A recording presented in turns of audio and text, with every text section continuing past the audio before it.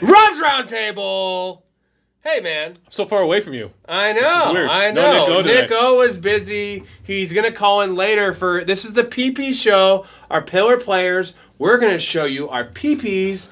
Did you trim the bushes? Always. Always. Always. Oh, you always do? I'm trying to not Even keep it for like... your wife? Not trying to keep it like Fangor and Forrest down there. Is it, so you want it to look longer That's and bigger? That's a Lord of the Rings joke. Is it not a dick joke?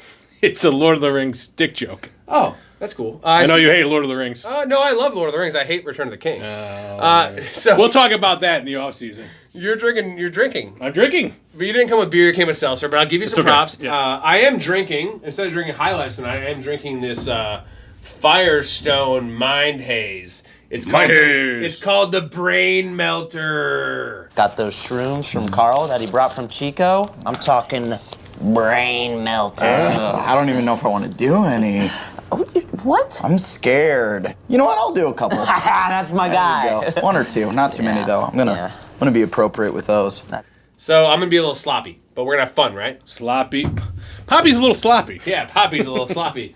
What do they want from Poppy?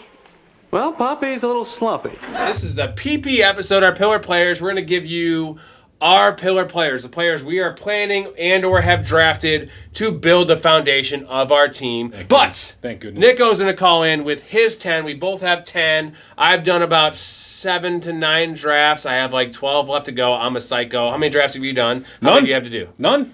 How many do you have? Oh, no, wait. We did one tonight. We did one tonight. How many have you done? So I've done one, and I've got... Sorry, how many are you doing? I've got 3 to go. You're doing 3 weeks. 4 leagues now. You're discrediting yourself. Don't forget about college. That doesn't count, Storey. I am in the heat of it now with college football, which just started tonight. Week 1 started tonight. Oh, so we have a couple news items here. Brandon Ayuk signs. We'll cover that in a little bit. But the big news item, the crazy news item, the fun news item is our boy Kyron Williams, who we have been off all off season. Thank you. He's returning punts this season.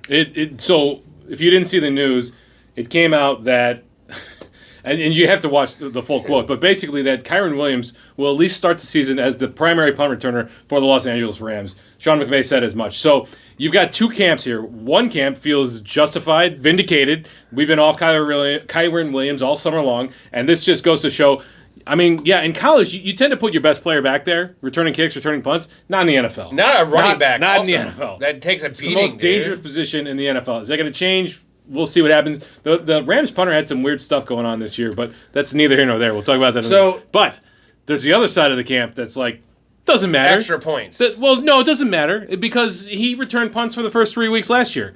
Yeah, he wasn't the before starter. he was the starter going full time. But it brought me to our text exchange about you mentioning Antonio Brown literally kicking a guy, basically punter, drop kicking in the face. Literally jumping up to try to hurdle the guy, realizes he can't do it, and kicks just him in puts the face. everything into it to kick the guy in the face. We are, in typical Rob's Roundtable professional fanatics fashion, going to break down this awesome video for you and show you. In case you forgot, this is the most epic video. When you texted me that, I remembered it. I had watched it prior a bunch. I watched it like 9 times in a row and laughed every time. It's one of the best videos on the internet. So we're going to watch this. We're going to put the clip in. We're going to break it down. It's going to be a great time.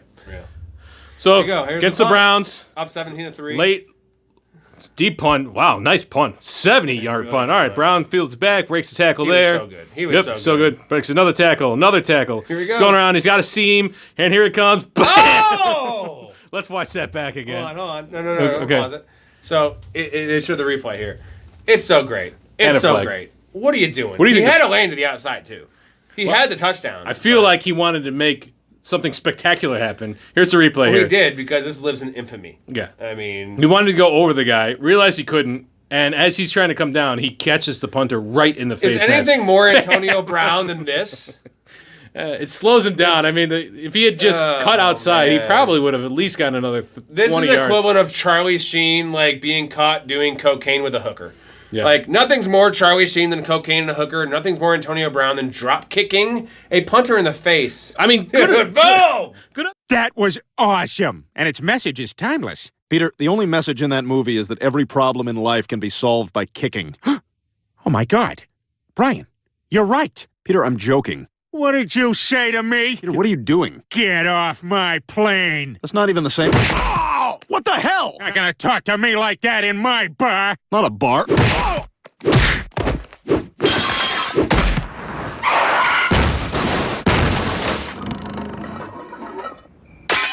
That clip's epic. That's epic. We are going pillar players here. You ready to have some fun? Always. You ready to go? I'm going to give you my number 10 here. It's Quentin Johnston. I had to put him on here. We just drafted him tonight. I'm not going to say too much about him. We know it's the upside. This is kind of a joke, but it's kind of real. I had a Draft brain this aneurysm. guy. I just had a brain aneurysm. Come on. The upside is a startable guy every week. 1,200 yards, 8 touchdowns. Let's go. What do you got for your number 10? Number 10, Jaden Daniels. This is a guy that I'm building a lot of drafts around in the quarterback position. Rookie QBs are risky, don't get me wrong, but Sam Howell was the number 3 quarterback through the first 8 weeks of the season last year with basically the same offensive cast. They got a great offense. Daniels is a great deep ball passer, and he's a running quarterback. It's a cheat code. I'm going to take a guy in the 8th, 9th, 10th round all day long. You can take your Kyler Murrays and your Dak Prescotts and your Joe Burrows, but I'm going after Jaden Daniels everywhere. And the beauty is the later guys after him, the Tuas, the Jared Goffs. I'm not an advocate of taking 2 quarterbacks very often, but this is a guy you would possibly want to do it with the unknown, the injury risk. You have those 2 guys. You start Jared Goff week 1, see what you have with Jaden Daniels. You're getting him in the 11th and 12th round. That's a good point. Yeah, pairing That's with the only kind I have. Pairing a guy like a steady guy, a guy that has been Matt Stafford, a Jared Goff, Kirk Cousins, somebody you know that's been there before. That's a great point. My number 9 is Zay Flowers. I love the upside. I love the offense. I know the targets won't be elite, but I could see him getting 140 targets. And if he gets 140 targets in this offense with Derrick Henry opening it up, this guy is going to crush the world. He's got some upside in the gadget. I've mentioned this before, the gadget Percy Harvin role where he may get 2 rushing touchdowns. The guy can do it all. I love the player. I love the system. I love the scheme. I don't love the target volume, but the efficiency should be there, and I see a big year from him. You're getting him a wide receiver 24. I am reaching on him all day. He should be, an 85% snap share player this year? He always is, yeah. Because who else is there? Rashad Bateman never stays healthy. Nelson Aguilar, it's trash. And Mark Andrews doesn't stay healthy either. Number 9 for me, Drake London. I really think this guy has top 5 wide receiver potential. We just drafted him. One of the best. We drafted Zay Flowers. We got our peepees. Yeah, one of the best wide receivers in the game. One of the best athletes in the absolute world. I saw him at UFC. The guy's a great playmaker. They got Zach Robinson at offensive coordinator now, and no competition for targets there. I wouldn't be surprised when he reaches that top 5-6 discussion. My number 8 is Ramondre Stevenson. Did he make your list? He did not. Okay, well, you love him. I do. So I'm glad you didn't actually. No, it's a crossover, but it's just the easy volume there. The offense will be better. It won't be good.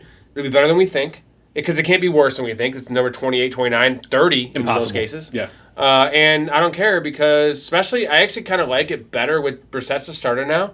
Starting off the year, he's going to get 4 catches a game. And he's going to have the goal line work, and that's all I care about. Yeah, he will have the goal line Round work. 6? That's Come on, baby. Yeah. I would rather it be Drake May, but I still think that Drake May for the upside, but the safety of having the check down Susan. Right? Poor Brissett. He is being fed to the lambs. What do you got? Lambs to the slobber. What do you got for number 8, Malik Neighbors for me. And that's no surprise. If you saw the wide receiver the ranking with the ADP show. Yeah. Malik Neighbors. So you do want to avoid receivers with bad quarterbacks. In this case, I don't care. I know Daniel Jones has never supported a wide receiver 1, but he's never had a talent like Malik Neighbors. Neighbors is uncoverable. His camp footage has been absolutely off the charts. He's been absolutely killing it. He's flashed in preseason games. They're going to move him all over the field. He's going to be the centerpiece of the offense. I wouldn't be surprised if he leads all rookie wide receivers in targets this year and beats Marvin Harrison. I'm all in on Neighbors if I can get him. And it's tough for me to justify spending a second-round pick on Marvin Harrison when I get the same talent in Malik Neighbors 2 or 3 rounds later. Ah, okay. My number 7 is Zach Charbonnet. The fine wine, and we actually took both of them tonight in our draft. I love Zach Charbonnet in the 10th round. I feel like he gives you a floor of, I see it as a 60-40. I think actually higher. It was a 60-40 last year. I think higher, 55-45. And the elite handcuff. It's not just that. I see the elite touches. I see him as a third down back, which is valuable. I see him as possibly the 2-minute warning, 2-minute drill back. And the goal line back, man, because Kenneth Walker is a tiny dancer. Kenneth Walker Sorry, Zach Charbonnet's not a tight end nature. No. He's a power back. Zach Charbonnet. I love all around there as your RB4. You can't go wrong. Go look up the video of him trucking a defender. It is. He trucks, man. Yeah. He trucks. He's like ball with the ball with Kid Rock. He just says it. Yeah. What do you got? Rashad White. So I went back and I watched a lot of last year, and 1,500 yards from scrimmage. The film's bad, though. He's not a good player. I don't care about the film. He catches so many passes. He's a poor man's Le'Veon Bell, right? 600 yards from the line of scrimmage just in catches. And 6 rushing touchdowns. There's nobody else on that Buccaneers offense. It's his 3rd season. He hasn't missed any time. He's a dependable option. If I am loading up on wide receivers, which I am in a lot of leagues this year, I want a guy that I know that I can count on. That's Rashad White. I am focused in on him in the mid rounds this year. Well, it's usually late 3rd or 4th in PPR. Yeah. But that you could do worse. Wide receiver. You don't have to go wide receiver every single draft. Debating that. RB4 in PPR leagues last year. That's true. Okay, my number 6, Michael Wilson, your boy. Go do yourself a favor and watch the Michael Wilson film because now he's in the Cardinals. He is number 2 now. Zay Flowers is on IR. He was a worry early on, even though it's sorry, not Zay Flowers. Zay Jones. Zay Jones. Zay Jones is a bum. Michael Wilson. Love this guy. Reminds me of a young Michael Thomas. This guy does it all. He is a gamer. This guy's a dog. I know you don't like hearing he's a dog. He can do it all. He's fast. He's strong. He's big. He's a number 2 in that Cardinals offense. He was playing 85% of the snaps last year as a rookie. Yeah, only 565 and 3 touchdowns. It was also with Joshua Dobbs and whoever else was there. And Kyler Murray, he was awful coming back. His numbers looked okay. It was awful. Watch the highlights. Kyler Murray missed him by a mile on a bunch of throws. This guy is the dude. I know you love Greg Dortch. I feel like he could possibly outperform Marvin Harrison. Call me crazy. I think it's a possibility. You get him in the 13th round. This guy is going to be an every week starter for you. I thought are we doing hot takes? It's not hot takes. I love Michael Wilson. He's one of my favorite late guys to target. It's fair. He's I'm not sold. I'm not sold. I will say though, you did not watch his highlights. My number 6 is Trey McBride because I am high on that Cardinals offense this year. I think that you've got a pretty narrow target tree or route tree there, and that Trey McBride, he really came on when Kyler Murray came back. He only had a 51% snap share prior to Kyler Murray coming back, but a 90%, near a 90% target. That was a Zach Ertz thing too. Yeah, well, Zach Ertz got hurt, right, and his targets jumped to 8.3 per game. This is the next step, 3rd-year tight end. This is going to be one of the top 3 tight ends that we talk about for many, many years to come. Get yourself some Trey McBride. He's not that expensive this year. All right, number 5 for me, Terry McLaurin, Scary Terry. I love this. I really thought about it. I love this. And here's the parallel I'll draw to you is DJ Moore struggled forever with bad quarterback play. Terry McLaurin has never had good quarterback play, right? Which is ironic because Sam Howell was chucking the ball all over the yard last year, touchdowns and yards, right? Somehow it didn't benefit Terry McLaurin because he wasn't targeting him because he just couldn't read the field, and he couldn't throw the ball deep. Jaden Daniels, elite deep ball passer coming out, like one of the best rookies we've seen. And Terry McLaurin, go back to his rookie year, was elite deep ball. He stopped doing it because they couldn't block and they couldn't get him downfield. Terry McLaurin is the parallel to DJ Moore last year, and if Jaden Daniels can be just as good as Justin Fields passing, which actually isn't a high bar, okay? I see Terry McLaurin's year, what DJ Moore had last year. I feel like they're similar elite players, right? Top 14 options in the league in terms of talent, right? Would you agree? Who's better, DJ Moore or Terry McLaurin? I mean, you've seen more production from DJ Moore. But it's close. It is close. It's close. I debated having Terry McLaurin on here, so I love it. Fully applaud it. Wide receiver 31? Come on, baby. Yeah. Let's go. His floor is where you're drafting him. His floor. He never gets hurt. That's his floor. His upside is top 10 to me. Speaking of upside and a floor player that has the potential to easily be top 15, top 10, George Pickens. Ooh, that's your boy. That's my number 5, George Pickens. I have Pickens as number 3, so we can tag team this one. There you go. Let's go. I mean, he's got as high a ceiling as anyone. He was a top 30 wide receiver last year with a ton of target competition. Deontay Johnson soaked up so much. He's gone. George Pickens had 4 or 5 games with 20-plus points last year. This is his opportunity. This is his time to shine, fully step up in this offense. I mentioned it in a previous show. Russell Wilson has always supported a wide receiver 1. I'm looking for our boy George Pickens to get into that top tier this year. To extend that argument, Pat Fryermuth is the second show in town, essentially, right? And what did we see on our Vegas show? Very low. 450 yards. 475. 475. Okay. I'm just saying, and that's low. He's going to beat that. But if he gets 700, if that's a second guy, George Pickens having 14. You know what George Pickens' numbers were last year? I did. I can tell you right now. You don't have to look it up. Okay. 71, 1,050, and 7. Okay. Last year, it was a real bumpy ride. So he's being drafted games, at his floor. At his floor. Because it was a bumpy ride with the worst quarterback play ever. Kenny Pickett, Mason Rudolph, Trubisky. Dude, what are we talking about? I don't care how bad it is this year. It ain't that bad. That's like Zach Wilson. Russell Wilson and Justin Fields. We both tagged in that one, so you're up again. All right, number 4. So Nick Chubb. And I've got a Chubb for Nick Chubb this year. We all do. Yeah.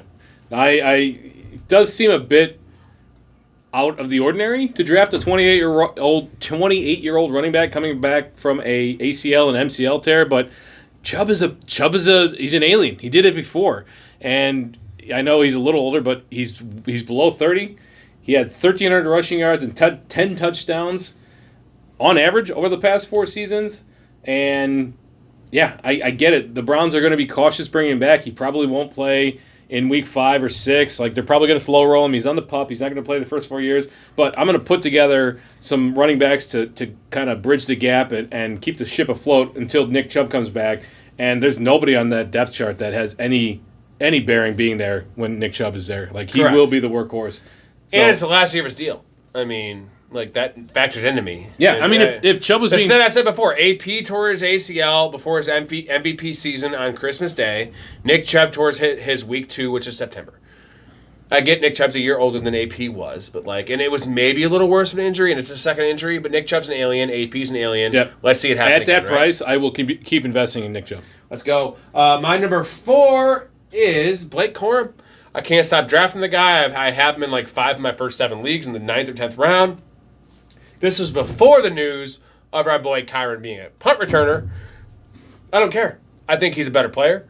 It's not that I think he's that great. I think Kyron Williams is just average. I think Blake Corum is as good, if not better. I know what Sean McVay's history with running backs is. I know the injury concern with Kyron Williams. I think it could be a 50-50 split, and I think he is more likely to get the goal line work. Give me this guy that could be playable, and if there's an injury, he's a league winner, and I'm taking him RB4.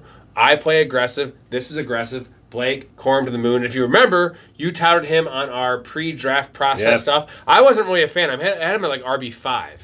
But this isn't really a bet on talent. As I think he's a good player. I mean, if Kyron Williams wasn't there, this would be the ideal landing spot for right, him. And Kyron Williams is a 5th-round draft. He's got every opportunity to overtake him this year. Go. We missed out on him in our draft earlier tonight, unfortunately. Because he was taken in the 9th round. Yeah. 8th round. 8th round, yeah. I take him in the 9th or 10th. What do you got? So my number 3 is Aaron Jones. And I know you're not going to want to hear it, but I love Aaron Jones this year. I mean, everybody remembers him being, inefficient in the middle of the season last year, but everybody forgets that he suffered a hamstring injury early. Aaron Jones with a hamstring injury? He ripped off 5 straight 100-yard on-the-ground games to end the season. So, yeah, I get it, but Aaron Jones with who? Who's backing him up there? Who? Who doesn't want to wear the ribbon? Ty Chandler is backing him up. Yeah, exactly. And I know that they love the passing game. I don't think they're going to be nearly as prolific in the passing game this year in Minnesota. You can draft him cheap, and Jones is a pass catcher too. So for me, this is talent plus opportunity plus pass catching. Great price for Aaron Jones this year. All right, my number 2, Jonathan Taylor, JT. Do you have him on your list? I don't. I have him on my list. Number 2, the guy's a beast. You look at his Vegas props, he should be drafted ahead of Bijan and Breece Hall. Definitely in half-point PPR. That's just a fact. The guy was drafted number 1 overall 2 years ago. He was the number 1 running back 3 years ago. He's only 26 years old. Give me Jonathan Taylor all day long. I don't care about Richardson stealing rushing touchdowns. You know what it also does? Make him more efficient. The guy, who's behind him? It's bad. Who is behind him? It's the guy from Trey Sermon. Oh, yeah, Trey Sermon. I love Trey Sermon, actually, but it's not good. He's going to get all he can handle.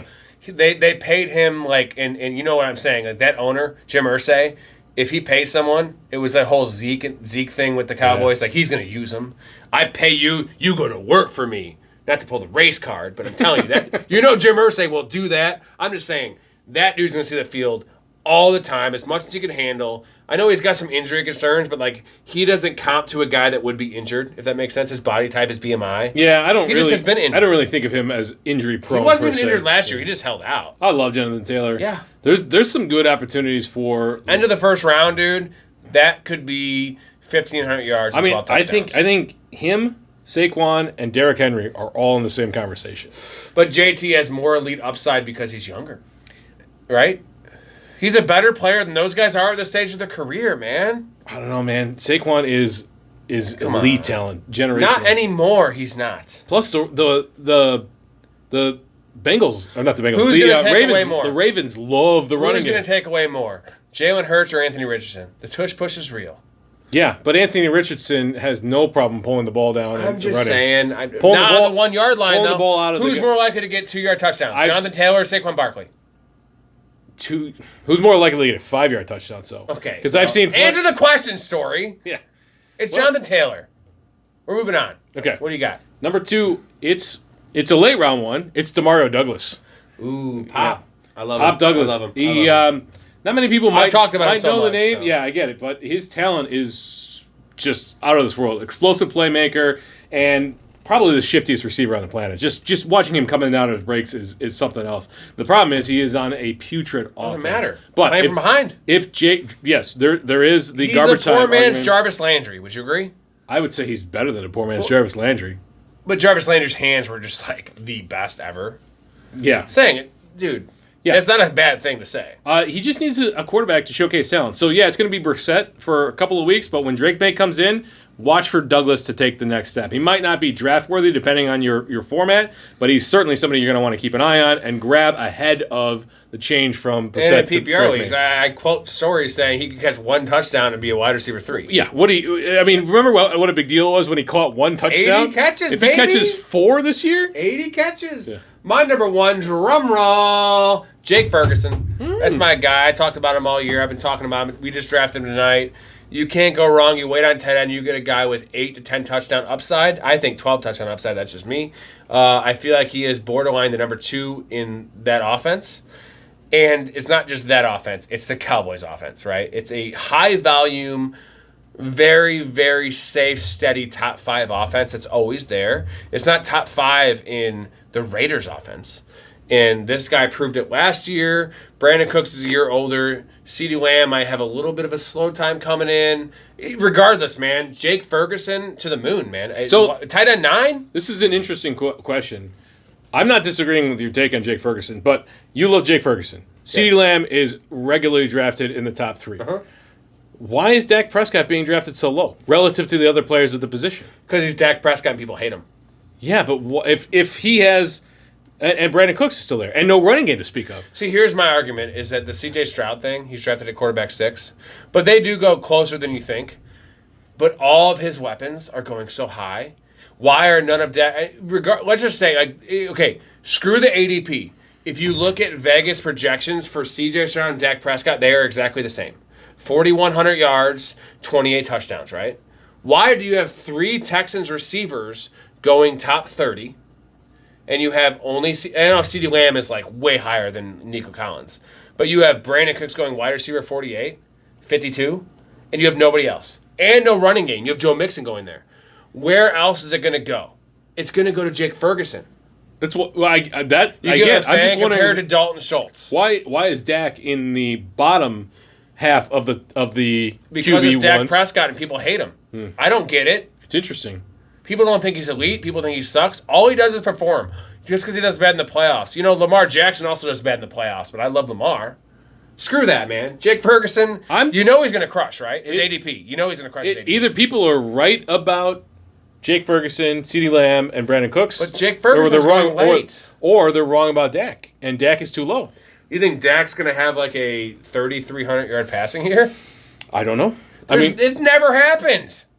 He needs a contract, too. What's your number 1? Okay, number 1. What do you got? I changed this up today. It's actually another tight end. It's George Kittle. Ooh. Now, you might be concerned, and I see you, viewer. I hear you. I get it. You're saying to yourself, wait a minute, this guy, what are you talking about? Brandon Ayuk, he just signed a 4-year, $120 million deal today. Pushes him down, Yeah, baby. it does. Even more than he already is. That's the point. Kittle, he had elevated fantasy appeal before you knew what was going on with Ayuk. Now that Ayuk has signed, this market will react, and George Kittle's going to get bumped down. I also kind of like where Debo's going to end up based on this, but Kittle is a top 5 tight end. There's no question about that.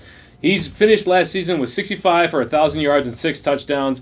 Everybody is worried, like he's got big games and then he's got nothing games, and I get that, but I want a tight end that can blow up, and there is no other tight end in the league that has the opportunity to blow up other than Travis Kelce. He can. I'd rather have Ferguson. All right, we're gonna get to Nick O's. Wait, before we get to that, did you guess what he was gonna do? Because I no. What do you got? You got some names? Yeah, so I just came up with 4.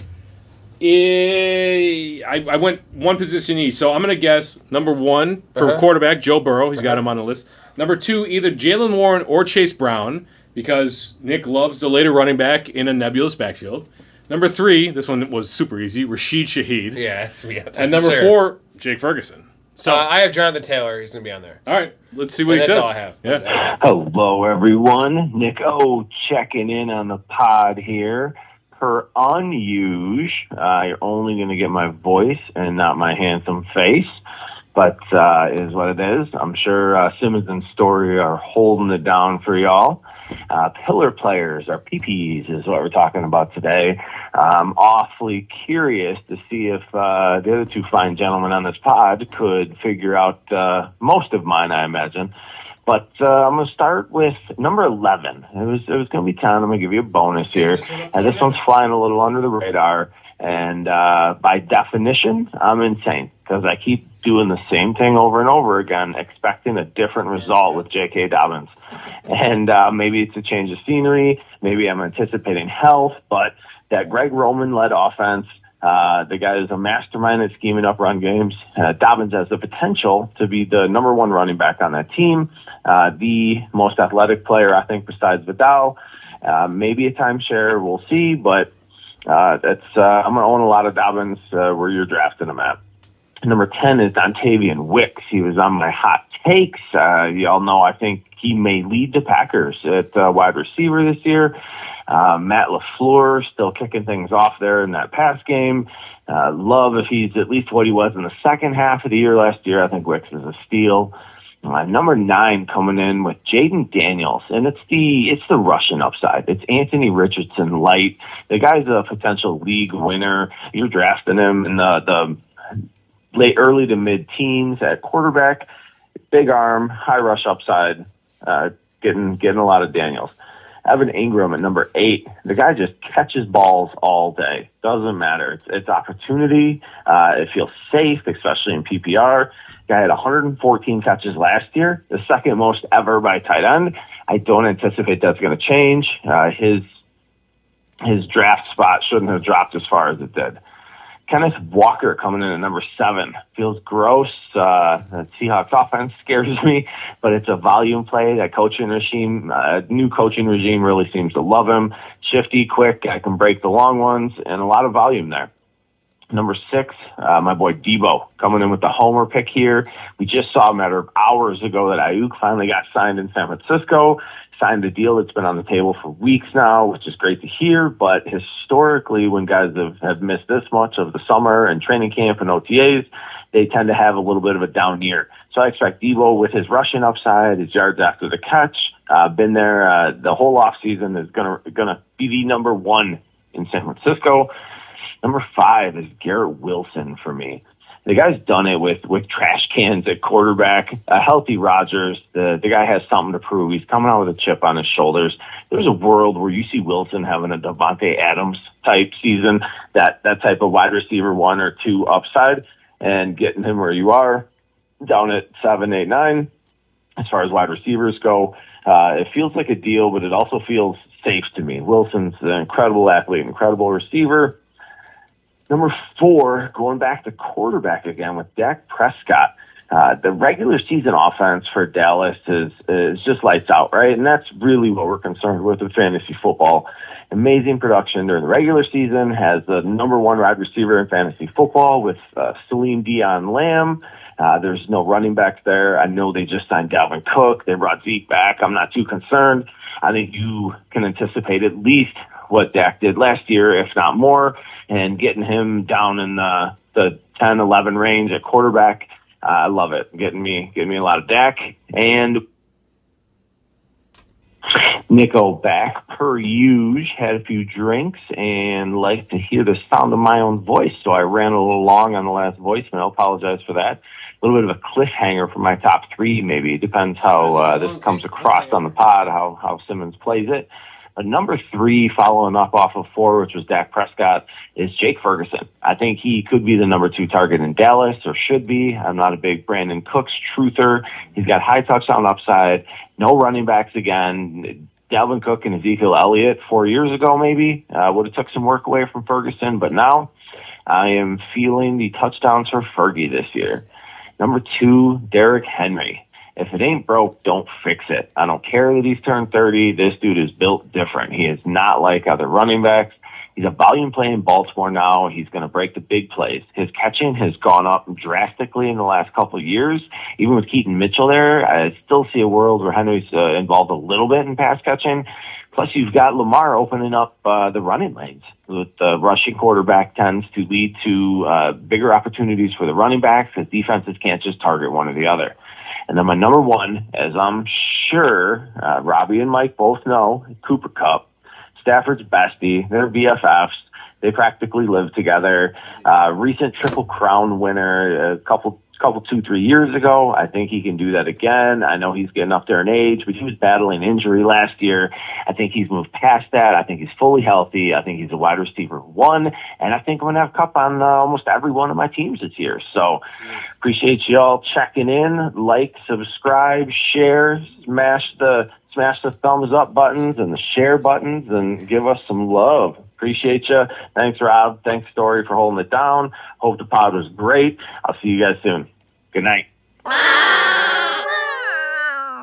And it's been a complete joy.